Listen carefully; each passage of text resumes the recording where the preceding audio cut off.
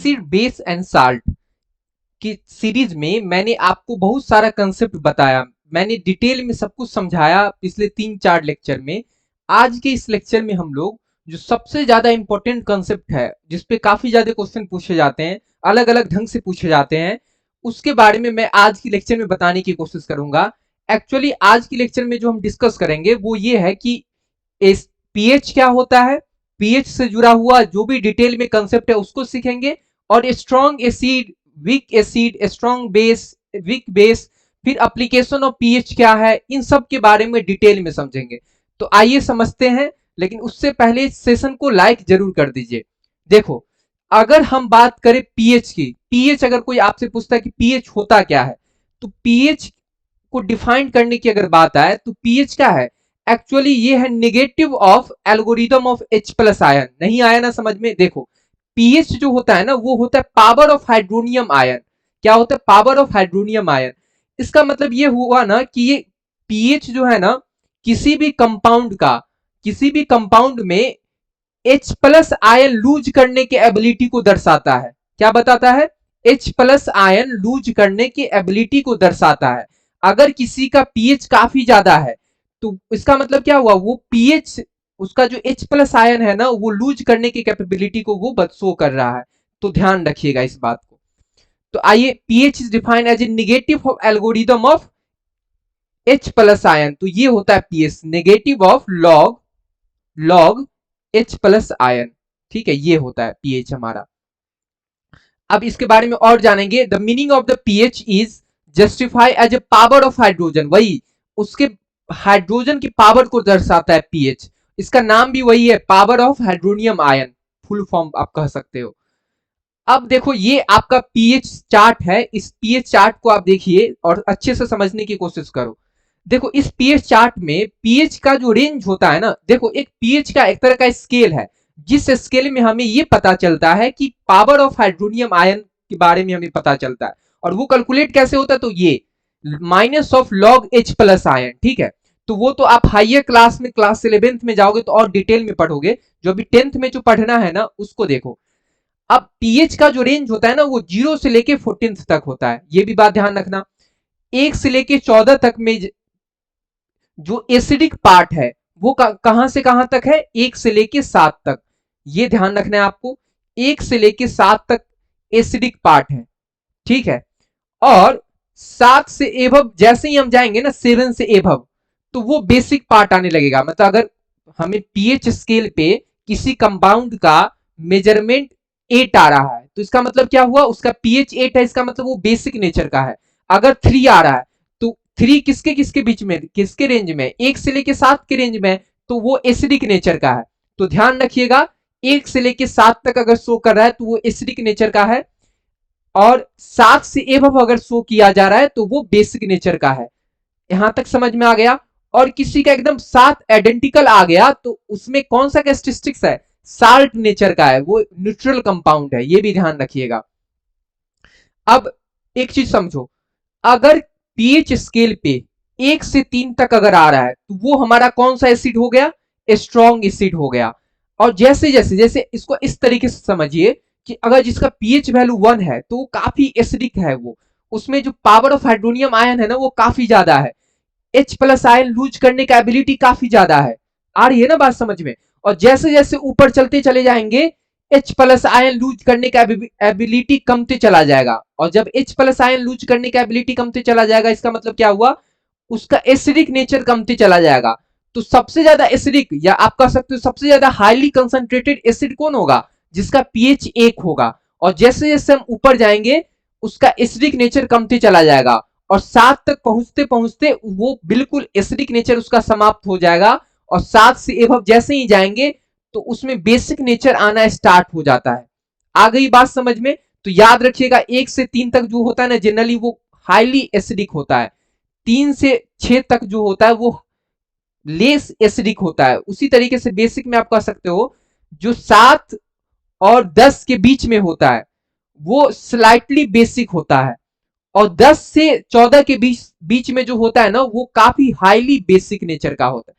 तो इस तरीके से भी आप इसको ध्यान में रख सकते हैं। ये चार्ट काफी ज्यादा इंपॉर्टेंट है। जो आपको हमेशा काम देगा। ध्यान रखिएगा, पीएच से हम लोग power of hydronium ion measure करते हैं, ये भी बहुत ही इंपॉर्टेंट कंसेप्ट है। अब आगे चलते हैं। अब नेक्स्ट बात करते हैं। देखो ये चार्ट को समझो, इससे आपको बहुत कुछ आइडिया मिलेगा।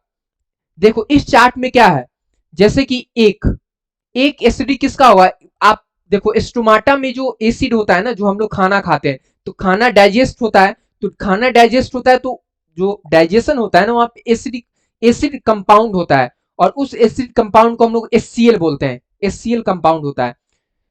तो HCl का एसिड पीएच वैल्यू क्या होता है, 1 होता है। उसी तरीके से लेमन जूस का 2 होता है, विनेगर का 3 होता है, टमाटो का 4 होता है, कॉफी का 5, और जो रेन वाटर होता है उसका कितना होता है, 6। ऐसे पूछ भी लिया जाता है एग्जाम में। ये सब वाटर, डिस्टिल वाटर उसका 7 होता है पीएच, ठीक है। NOH का पीएच 14 होता है। तो ये काफी ज्यादा इंपॉर्टेंट ग्राफ है, आप देख रहे हो जैसे जैसे नीचे आ रहे हैं ना, उसका एसिडिक नेचर कमते चला जा रहा है और बेसिक नेचर बढ़ते चला जा रहा है। तो ये याद रखना, मिल्क का कितना होता है, मिल्क किस नेचर का होता है, तो मिल्क बेसिक नेचर का होता है। उसका बेस कितना होता है, तो लगभग लगभग 10 से 11 के बीच में होता है, 11 के आसपास होता है। तो ये ग्राफ याद रखिएगा, बहुत ही ज्यादा काम देगा।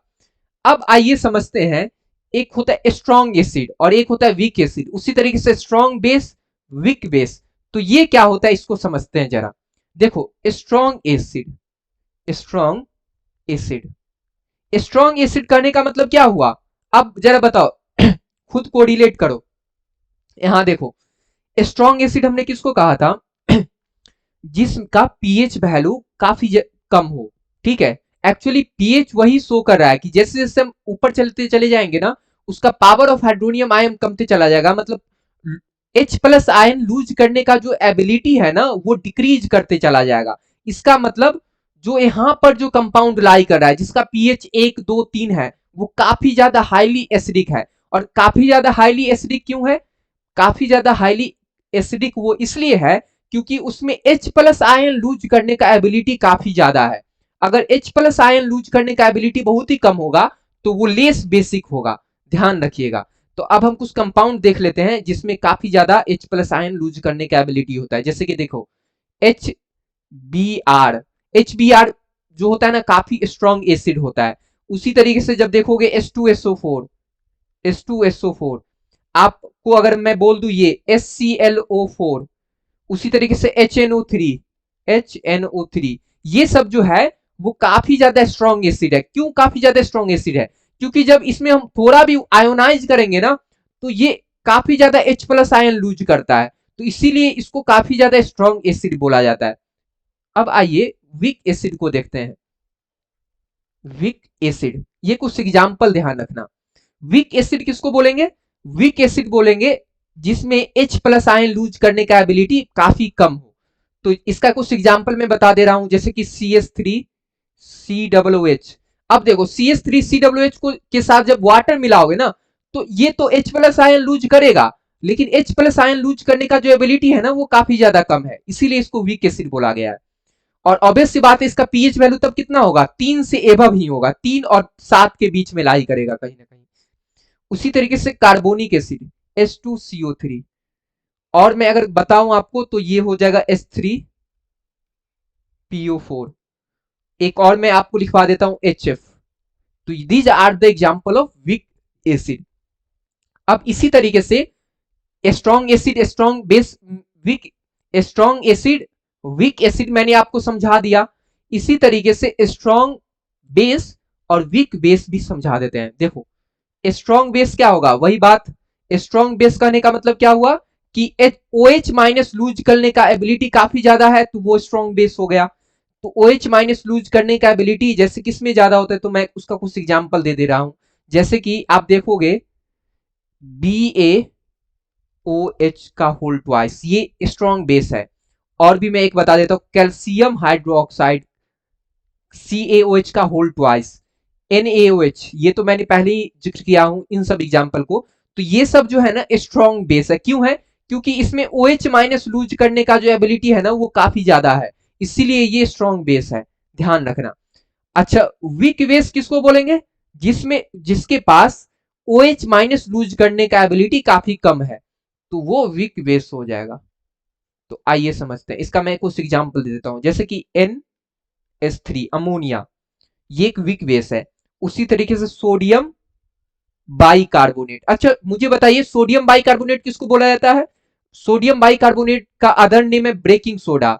ठीक है, ये ब्रेकिंग सोडा है, ध्यान रखना। एक और मैं एग्जांपल लिखवा देता हूं, CH3NH2। तो these are the example of weak base. तो ये वीक बेस का एग्जांपल है, ये स्ट्रॉन्ग बेस का एग्जांपल है। तो आई होप यहां तक आपको समझ में आ गया।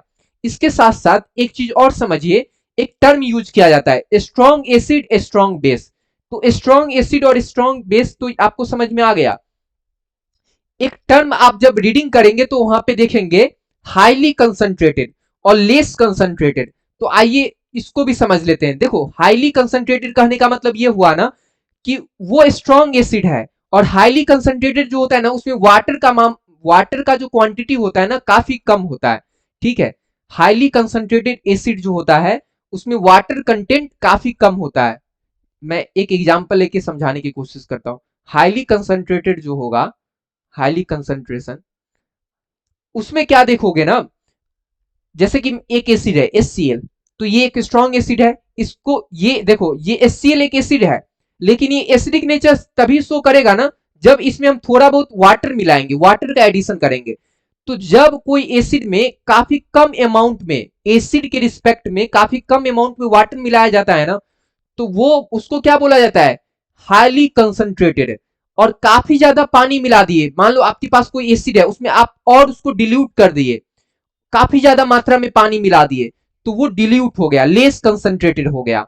तो जो लेस कंसंट्रेटेड एसिड होता है ना, वो कम, मतलब उसका पीएच कम हो जाता है। और जो हाईली कंसंट्रेटेड एसिड होता है ना, उसका पीएच काफी ये होता है, मतलब 1 से 3 के बीच में होता है। तो ये भी बात ध्यान रखिएगा। अब आइए समझते हैं एप्लीकेशन ऑफ पीएच। पीएच तो मैंने समझा दिया, पीएच का क्या क्या एप्लीकेशन है हम लोग के डेली लाइफ में, इसको समझते हैं। देखो, जैसे कि हम लोग जब खाना खाते हैं, तो कोई भी खाना डाइजेस्ट क्यों हो रहा है? तो खाना डाइजेस्ट इसलिए हो रहा है ना, क्योंकि हमारे स्टोमाटा में ना एसिल एसिड है। ठीक है, हाइड्रोक्लोरिक एसिड है, और उस हाइड्रोक्लोरिक एसिड की वजह से वो खाना डाइजेस्ट हो जा रहा है। तो इसका मतलब क्या हुआ, हमारा डाइजेशन में इसका डायरेक्ट एप्लीकेशन है। तो pH in our digestive system, हमारी डाइजेस्टिव सिस्टम में इसका एप्लीकेशन देखने को मिल सकता है कि जब हम खाना खाते हैं तो वहां पर जो डाइजेशन होता है, वो डाइजेशन तभी हो पाता है ना, क्योंकि हमारे स्टोमाटा में हाइड्रोक्लोरिक एसिड है, और उस हाइड्रोक्लोरिक एसिड हमें हेल्प करता है फूड को डाइजेशन करने में। अच्छा, इसका एक और मैं एग्जांपल दे रहा हूं। नेक्स्ट एप्लीकेशन है, इसका नेक्स्ट एप्लीकेशन आप देख सकते हो ना कि टूथपेस्ट, मतलब टूथ डिके जो होता है ना, वहां पर भी आप इसका एक एप्लीकेशन देख सकते हो पीएच का। ठीक है, कि pH change the cause of tooth decay. ठीक है, तो ये भी एक एप्लीकेशन है, ध्यान रखिएगा। तो बहुत सारा पीएच का एप्लीकेशन है जो आप ध्यान रखेंगे। तो these are the application of pH. तो आई होप आपको यहां तक समझ में आ गया होगा कि पीएच क्या होता है, strong acid strong base, weak acid weak base, और न्यूट्रल कंपाउंड किसको बोलते हैं ये भी समझ में आ गया होगा। उसके साथ साथ एप्लीकेशन क्या होता है वो भी आपको प्रॉपर ढंग से समझ में आ रहा होगा। आज के लिए इतना ही रखते हैं। आई होप लेक्चर आपको समझ में आया होगा। अगर लेक्चर समझ में आया तो please hit the like button and also subscribe this channel. Okay, thank you for listening.